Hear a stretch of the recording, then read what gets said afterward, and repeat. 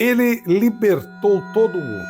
Ele foi uma espécie de proclamador da independência, como se fosse Dom Pedro I, ou como se fosse San Martín, ou como se fosse Simão Bolívar, um dos libertadores de todo o futebol. Só não conseguiu liberdade para ele mesmo.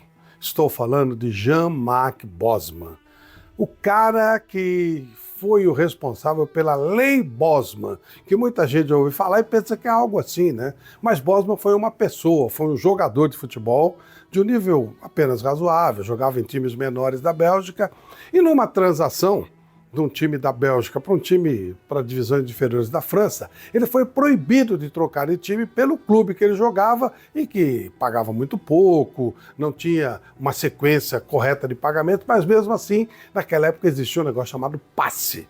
Eles retiveram o passe do Bosman e ele percebeu que na justiça esportiva não conseguiria nada e resolveu fazer algo que ninguém tinha feito. Entrou na justiça comum, nas cortes europeias.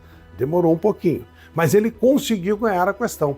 A corte disse o seguinte: por que é que todo trabalhador tem a vida livre para ir de um lugar para outro e o jogador de futebol não tem? E a partir daquele momento decretou que o jogador poderia ir onde fosse, dentro de determinadas situações. Ou seja, ele era dono da própria vida. Claro que tinha que cumprir contrato, né? Se tivesse uma multa, tinha que ser paga a multa, etc. E agora até isso mudou, né? Existem multas leoninas que também estão caindo, mas esse é outro assunto. O Bosman conseguiu a liberdade para trabalhar onde quisesse, mediante um contrato. Não havia passe, não havia nada que o prendesse. Só que isso custou muito caro para ele. A história de Bosman eu vou contar para você no meu canal Deuses da Bola, em nome do Prêmio Auto Shopping, do Prêmio São Bernardo.